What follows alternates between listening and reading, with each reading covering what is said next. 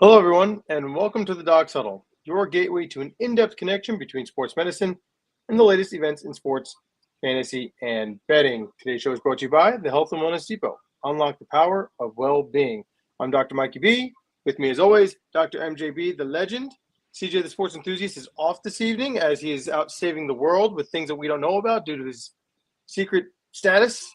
But nonetheless, we are going to bring to you a recap of yesterday's games, some discussions about tonight's games, and we're going to go forward with that. So just because we're pressed for time, I know we got kickoff coming up in literally less than a half hour now. Let's just get right into the doc's prescription consideration. So instead of giving everyone today a set parlay, we decided, hey, there's a couple of things that we might want to consider if we were trying to get one out last minute before the start of tonight's game.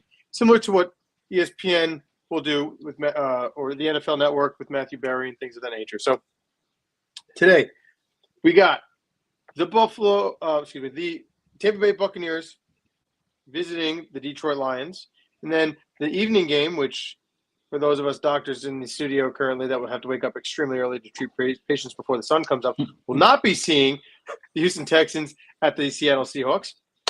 We have in the earlier game Baker Mayfield, 2 touchdown passes. Listen, you might want to consider Goff here with 2 touchdown passes. I think Amon-Ra St. Brown is going to have a fantastic game. I think that they're going to do a better job in the air than I think on the ground tonight. We'll see if that holds true. So we got an Amon-Ra St. Brown anytime touchdown, and then in the later game, Nico Collins gets it done in the air, and he was also going to be very active in tonight's game, scoring an anytime touchdown as well. The legend, what are we thinking here? Any other considerations that we didn't list that we're thinking of last minute that we want to add for the listeners? No. I like it. I think that it's very possible. Baker's been on a tear, so there's no reason not to think that he won't do that. Golf, I like it. Only hesitation is I know when they get closer to the red zone, they tend to hand the ball off. But but the Bears secondary is abysmal. I mean, not Bears. Buccaneers secondary is abysmal. So I think that you got to take advantage of that. And you know what's crazy about golf too is golf's been kind of up and down. He'll have like an amazing game and a decent one, amazing game and a decent one. So he's primed for an amazing game. So this could be that.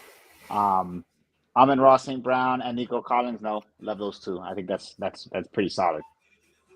Cool. Yeah. So those of you listening in or are going to catch this show on the replay, hopefully you catch it before the 7 o'clock start to tonight's game. You can add those. If you're catching it a little bit after the game starts, you can still add in that Nico Collins anytime touchdown to your same game parlays that you're concocting. One that I know I took, we didn't post it tonight because it's not a Doc's Huddle special. We want to credit Barstool Sports for this one. They had thinking exactly how we were. Baker Mayfield 2 touchdowns. Okay, they had an Amon-Ra St. Brown touchdown, and they had a Amon-Ra St. Brown 8 receptions. He's been averaging 9, 7, 8 over the course of the last few weeks. I think that going off of what I said earlier, the Lions are going to have to get it done in the air tonight. So if that's the case, Amon-Ra St. Brown is going to be a big factor, and I think he's going to have plenty of targets and catches. So that's another one to look out for. Yeah, no, I totally agree with that. Yeah. So now that we got that out of the way, we just want to bring up our thoughts on Doug Martin, number 22 running back for the Tampa Bay Buccaneers. Man, passed away unexpectedly at the age of 36. I mean, this hits home, man. I mean, this guy, barely older than us, very pivotal when he was playing with the Buccaneers. Very exciting running back. It's just too soon, man. Too soon. So we want to just give our thoughts and prayers out to his family, the entire football community is thinking about him this week, and who knows, maybe the Bucs can get a win for him this evening. Yeah, I think that man, I don't know what's going on, but we've had a series of younger players just been passing away recently. I don't know if it's part of it mental health. I don't know if their surrounding environment or what's going on in their personal life. But man, please, if you're going through anything, please seek help.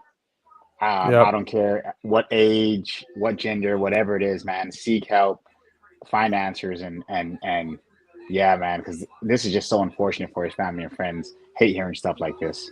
Very, very much the case. So, again, thoughts and prayers are out to his family. Doug Martin, we're going to miss you. You left a big, big mark on the football community, and I know that the Buccaneers definitely had high praises for him. So he'll be thought about during this evening's game.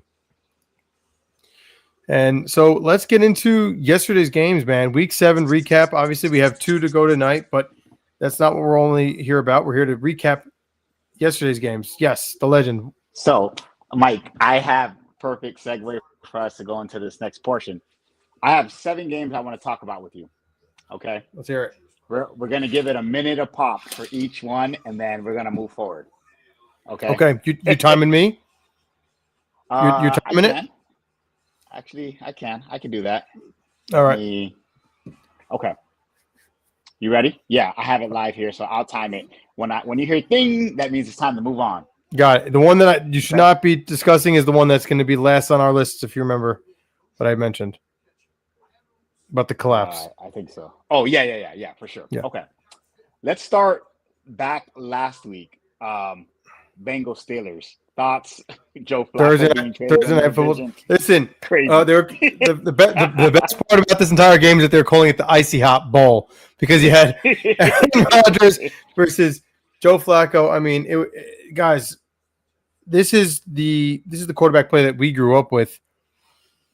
It was nostalgic. It was great to see. Yeah, it was. It was exciting, and it just goes to show you that guys like Flacco, guys like Rodgers, if they're put in the right environment that can succeed, they're going to sling it, and they're still going to produce. This is when football was best. You know, when these guys were out there slinging the rock, it was awesome to see. I mean, and I know that there was guys on ESPN apologizing to Flacco for ripping the Bengals a new you-know-what for going out there and trading for him to replace Jake Browning. And listen, the apologies were warranted. I'm very, very happy for Joe Flacco. I think that it was very exciting. One interesting thing about that game, when celebrating after that Hail Mary type touchdown, one of the offensive linemen jumped on Rodgers, knocking Rodgers over. Rodgers got up screaming at him, cursing him out. Like, I get it. You don't want to get hurt. Was a guy stupid for doing that? Yeah, probably. But, I mean, you also got to know, like, dude, like, come on. You know, I mean, that's okay, move on. Just real quick, Browns are the Browns, if you know what I mean. Yeah. All right. Yeah. Next game. Let's start with Sunday morning. Rams versus Jags. Thoughts? Okay, so this is extremely nostalgic, this game for me. Growing up, one of my favorite teams was the Jaguars because I love the helmet. My uncle, God rest his soul, he was a diehard Rams fan. And so this was a game that when it happened, it was like a holiday for my family. So I made it a point that I was going to watch this game, and it didn't last long, Mike. It did not last long. I left and went out and started doing all my errands before the rest of the games because, once again, the Jags are who we thought they were. We thought that they had hope. They started out strong, having 4 wins, and then they collapsed on prime time last week. They collapsed again on prime time on Sunday.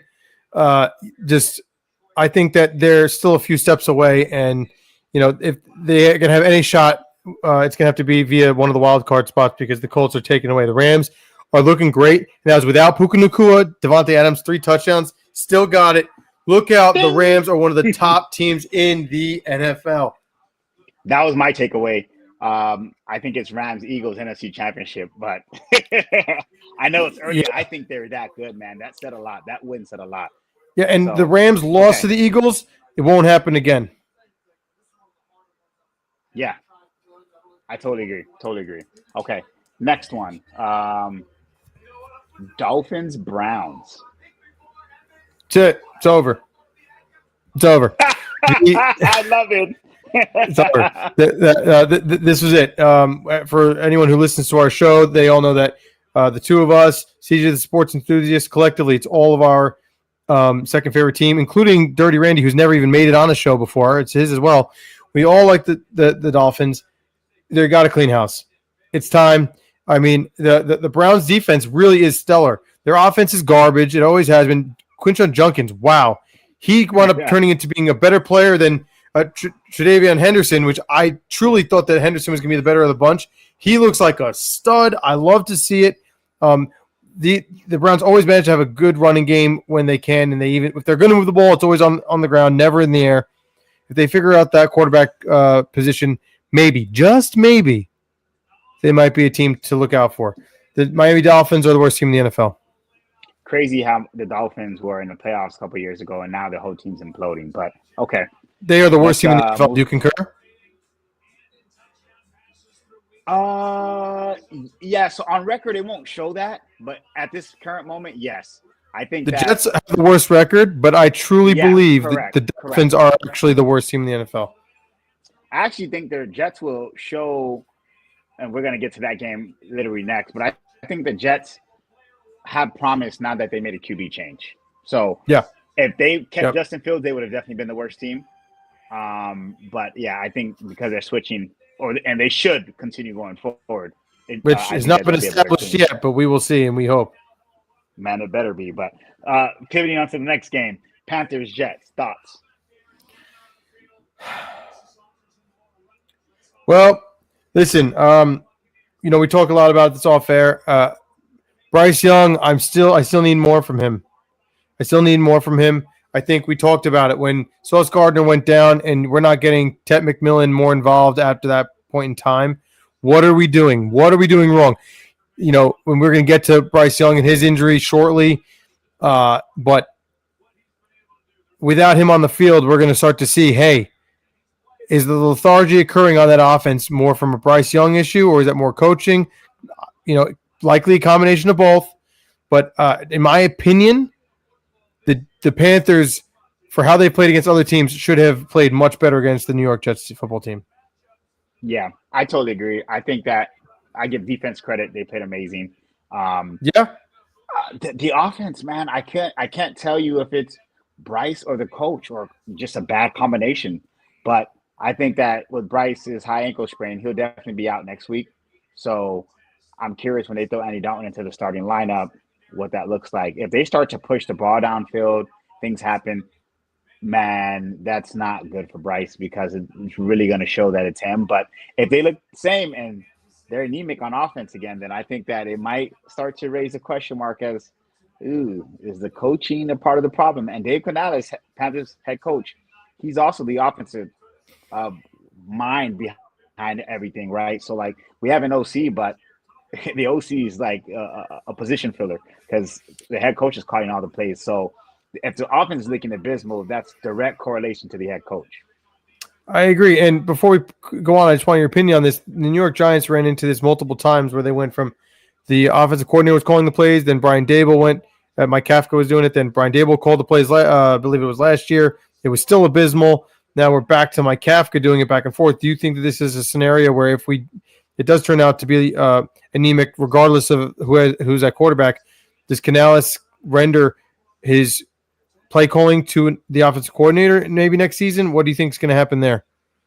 So our OC is of the tree is a hire that Dave Canales hired, and I don't know this to be factual. I know he was with him. I think he was there with him when he was with the Bucks.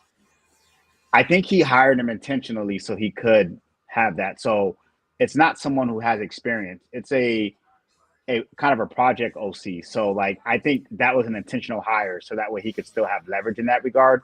So I don't know if you give him the reins that it'll be any different. He'll still be relying on Dave Canales for insight. So if it was a veteran OC, then I'd be like, 1,000%, at least give it a try. But I don't know what would be different if they're Sure. Yeah, no, valid point. I mean, that was similar with Kafka was a quarterback's coach before becoming an OC with the Giants. So, it's an interesting scenario. Yeah. That's a good point you brought up because now it's like, how do you fix the problem? Yeah, exactly. You just got to get rid of it, right? So, right? Are you just cleaning the house again? What are you gonna do? So, all right. So that takes us through 4 of them. We have 3 more. You ready for this? Okay. Yep. Let's hear it. Raiders, Chiefs. Some people are saying that the Chiefs are back. Maybe. I mean, listen, this is interesting. it's the first time that Pat Mahomes has all three of his wide receiver weapons on the field at once. Last year, Hollywood Brown missed the majority of the season. Then this year, Hollywood Brown's back. Rashid Rice out majority of the time. He's back off of suspension. So, I think that the Chiefs are a team that's coming into fruition. They normally do start slow, so they are picking up speed. It's an unfortunate game, not because the Chiefs won. I'm yes, I may have been hoping for the Raiders, just as someone who's always rooted for the Raiders, but this is a game that's normally very well played. It's an exciting game. Raiders Chiefs historically is always a good rivalry matchup, and I was expecting a lot more from the Raiders team, especially with Pete Carroll at the helm. They suck.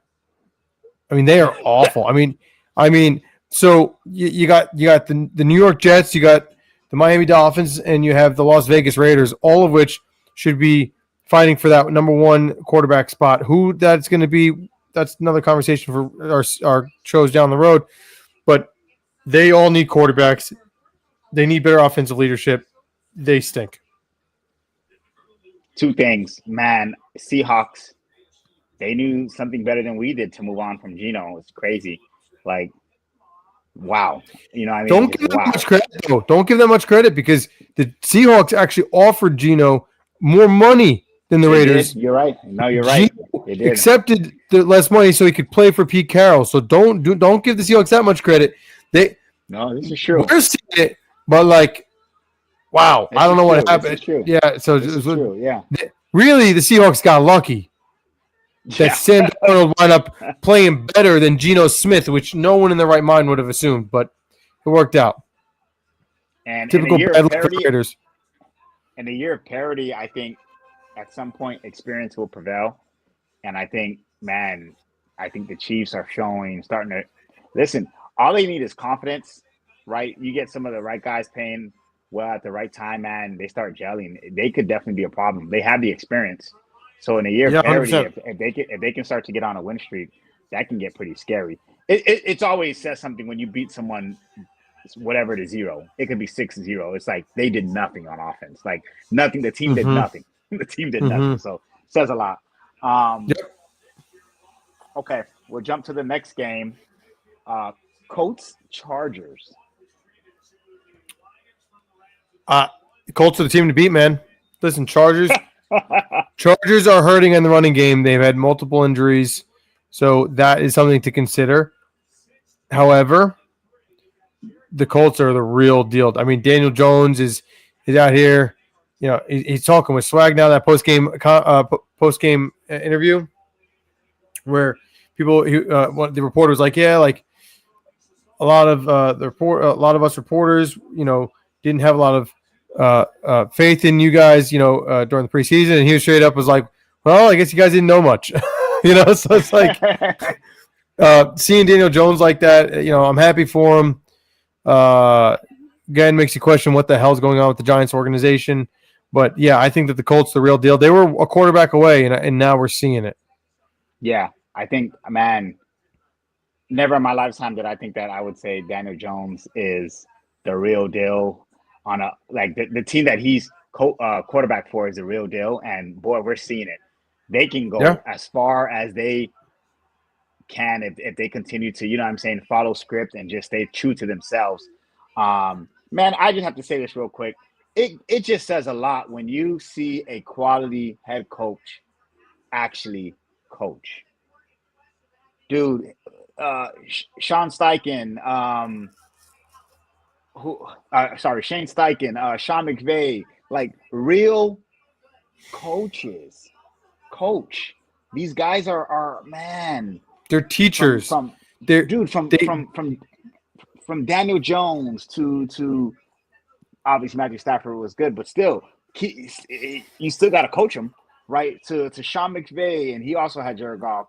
To Baker Mayfield, Sam Darnold, man, it's just coaching, bro, coaching. But whatever. Yeah, something that you can make the case that we don't have. Yeah, as Giants and Panthers fans, right? And the Dolphins. Yeah. But yeah, totally agree. Okay, and the last one, we'll save the granddaddy for them all. The Giants and Broncos. Yeah, so the Giant collapse may make history. Leave it to the Giants to be the first team to lose a game with 6 minutes left in the game when they're up by 18 points or more. They're the first loss in 1,602 NFL games played. So, I don't think there's much else to say about it other than at the end of this game, guys are always pissed when they lose, right? It was different. Guys like Brian Burns, who are a leader in this team, vocally upset with things like the final play call, for example. I think, when we talk, like a lot of people were calling into the Giants show saying, like this is terrible. We did the same thing as the Dallas Cowboys, and they're saying like, no, that's not true because Dable said that they played man, they manned man with a two robber look in the center of the field. This game versus last game against the Dallas Cowboys, it was zone. Yeah, but here's the thing: you can run man or zone, and you're still running a prevent defense. When you're dropping 8 and you're rushing 3, that's a prevent type of mode to me. And when we invest all of our money and our time into developing an amazing defensive line, so many weapons, right? We talked about all offseason that this is only going to benefit us if we have a lead and we can rush the passer. Hello, we were up by 18 plus points.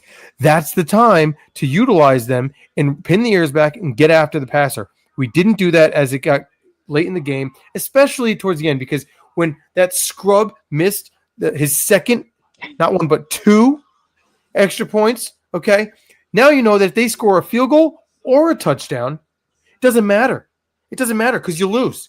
So why are we playing such a soft coverage and allowing them to get yards, right, and make it give them an opportunity? Like if they beat you over the top, they beat you over the top. Be aggressive because you're going to lose either way. Mm-hmm. And so that pissed me off.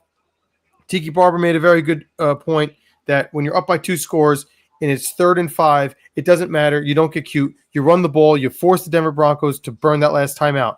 If they do that, then they don't have a timeout on either of those last 2 possessions. You have no chance of turning the ball over like we did. Well, you do. You could fumble, but it's a lot less likely. And you punt the ball off. Now they have to go the entire distance of the field. They have no shot at getting the ball inside the 20 or 30. It was like the 25-yard line. I mean, it just bad coaching, in my opinion. Just bad coaching. Mm-hmm. Rookies are gonna make mistakes. Your rookie quarterback played lights out against the top 2 defense, in the NFL. You can't put any of that on Jackson Dart. What are your thoughts? Oh, not at all. Not at all. Not at all. It's just crazy to be up 19 at the end of the 3rd and still lose the game. It goes back to what we were talking about, man. Coaching. I hate conservative coaching to close out a game. Do what you did to get you there. Yep. Like, why are we changing the game plan now because we're up? Do what you did to get you there. It's when you start doing conservative cover shell defense. Now they pick up chunk yardage, they score, and it's like they weren't scoring before. So why'd you change what you were doing? I don't understand. What you did was working. They did nothing against it. And now, all right, we're up 19. Let's literally change our entire game plan now to keep them from trying to score by pinning everybody back and having no one rush. And here are the results. It's asinine. And knowing that your kicker wasn't doing well, be aggressive, man. Go for it. Because like you mentioned earlier, if he misses, right, they still have to go down there and kick a field goal. If he makes it, now they have to score a touchdown, right? So like, put some pressure on the other team, knowing that your kicker isn't performing well. To me, that was all a coaching mishaps, man. And again, this is why Brian Daboll continues to be on the hot seat. Is Younghoe Koo that bad? Is Younghoe Koo that bad? Because he's been on the Giants practice squad since like just a few days after getting cut from the Falcons. Because then boom, Graham Gano gets hurt in warmups. We all remember that fiasco before Sunday Night Football in the home opener. Nightmare, typical Giants fashion. And now you have Younghoe Koo on the practice squad. This kid missed kicks last week. So now he does it again. If Younghoe Koo is not our starting kicker next week, there's going to be an absolute uproar. And the Giants are going to be lucky that they're playing in Philadelphia because Giants fans are going to be irate coming back home and dealing with this again. Yeah. You can't convince me that Younghoe Koo, who's an established NFL kicker, is worse than this guy. Is he the best kicker in the NFL? Far from it. But really? Yeah. That's all I got to say. You went from having the opportunity to be you win this game, you're one game away from 500, and you're in contention for the division this upcoming week against the Philadelphia Eagles, and now all that. So I'm disgusted because if they got beat, they got beat. They didn't get beat. They lost the game.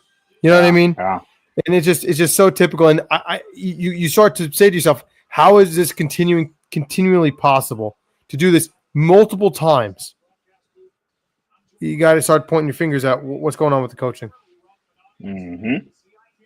Totally agree. So, well, with that being said, let's quickly jump to the quarterback drama. So we mentioned earlier, let's move a little bit out of order here. Well, we could jump right to Justin Fields. We talked about Tyrod Taylor now taking over. He was benched. I hope that Tyrod gets to continue to start, man. I mean, he's a great quarterback, and it still surprises me a lot that he's not a starter in this league with the mediocrity at the quarterback position. I just don't see why you'd stick. What are we gaining by continuing to push the Justin Fields narrative? You can't win a game. You can't move the football. I mean, not for nothing, Mike. No offense to the Carolina Panthers, but it's not like they played the Denver Broncos.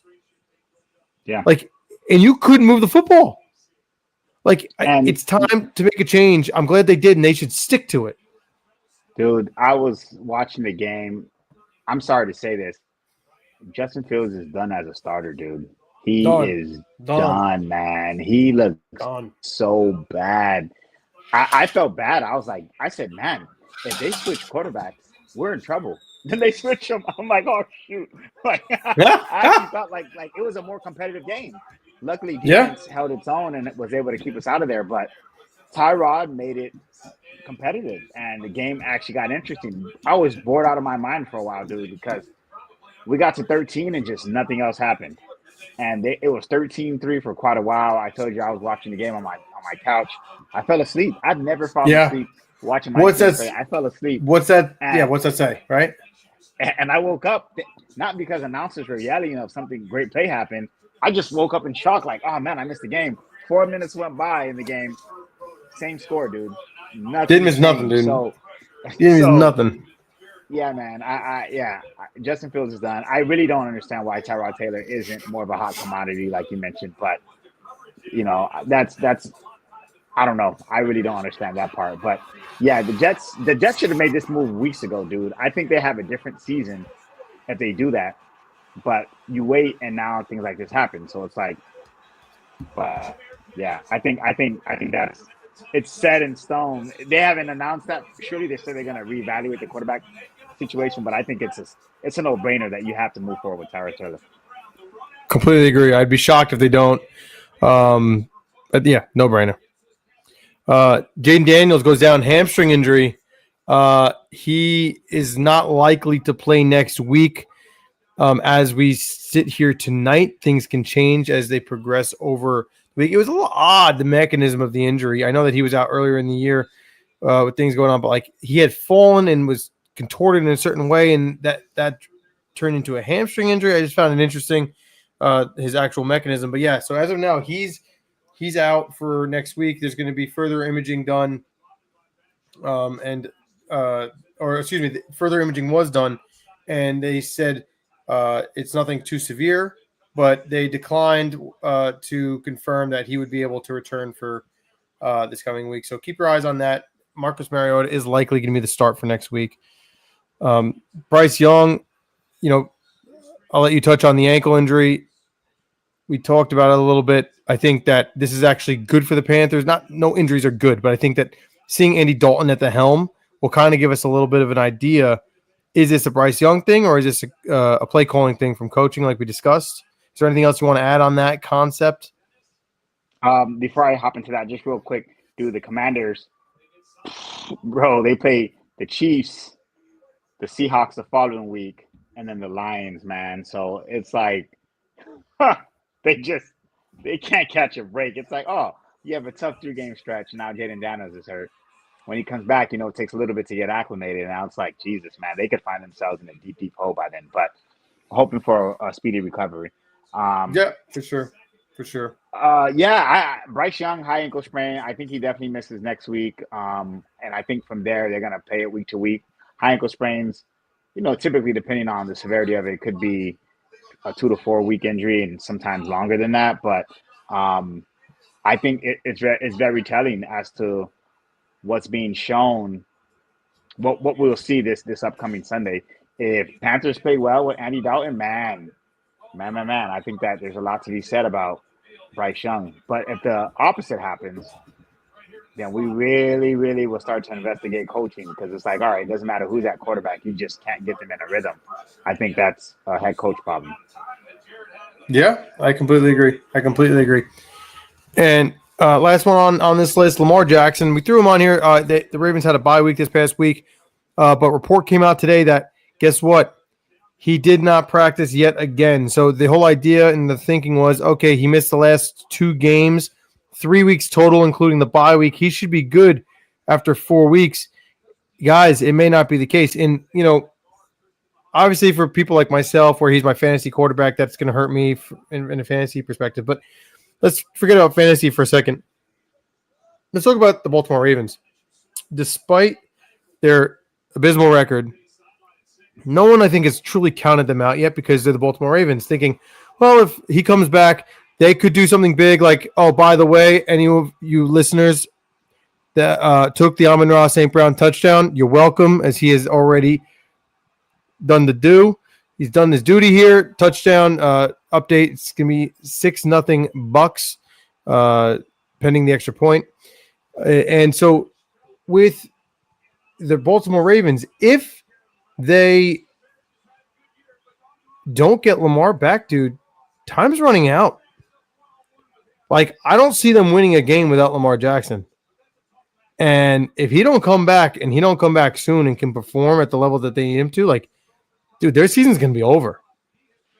Yeah. Dude, they're already 1-5. You go down 1-6. I don't know how you come back from that. Like, I really don't. It's just too daunting. You literally have to go undefeated and still hope for some things to happen. And that's just asking for a lot, man. That's asking for a lot. Yeah. So, yeah. Pretty shocking that they're done.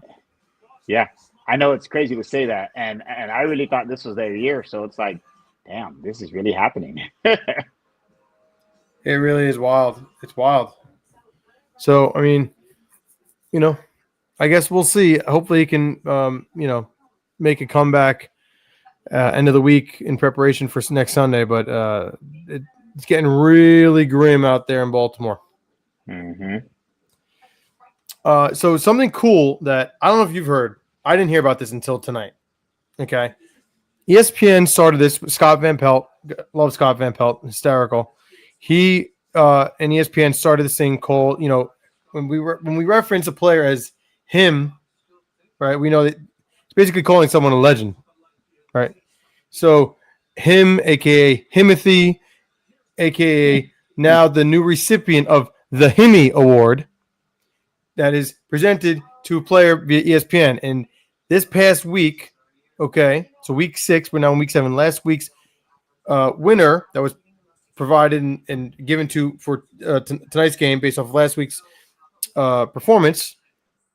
My favorite player currently in the NFL, Baker Mayfield. He is the winner of the Himmy Award. It was pretty funny if you got to go see it. If you got to see it, if you didn't, try to go see it. Where they bring the award to him at the facility. It's pretty awesome. And it says everything on it, Himmy Award. It's great. It literally says Himmy Award right on it. And he knew right away. He's like, "Oh my God, I won a Himmy!" So it's pretty funny. I think that no one is more deserving of this.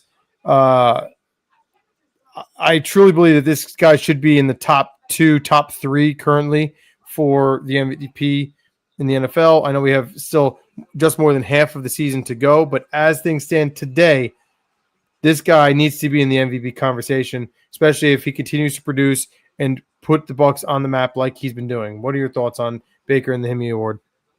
No, listen, Baker, the touchdown maker, he has been crushing it this year.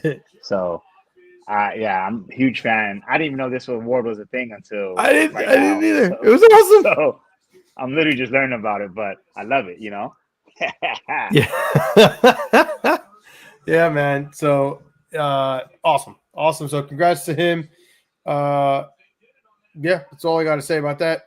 Excited to watch him play more this evening after the show.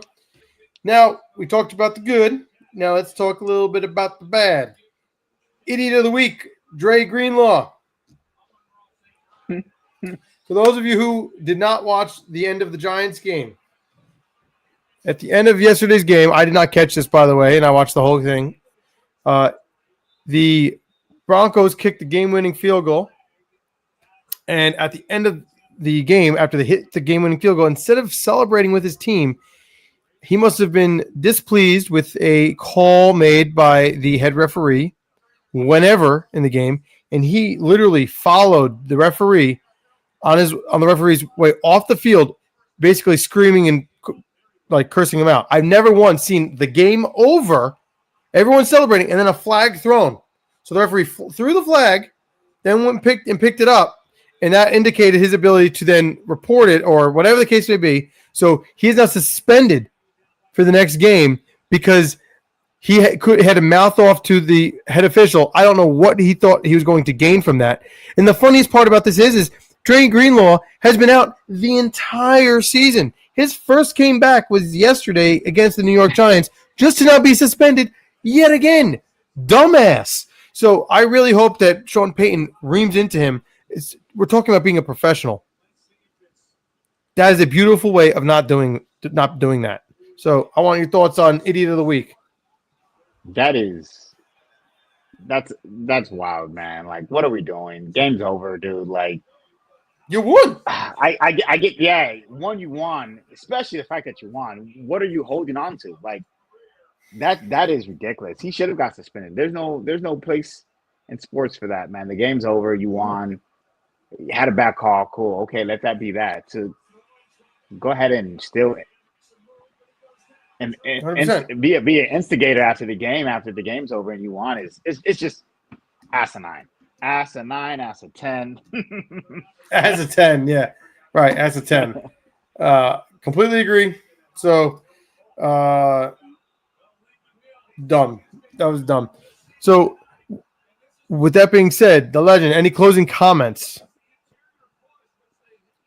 Lost last weekend, so time for us to bounce back this week.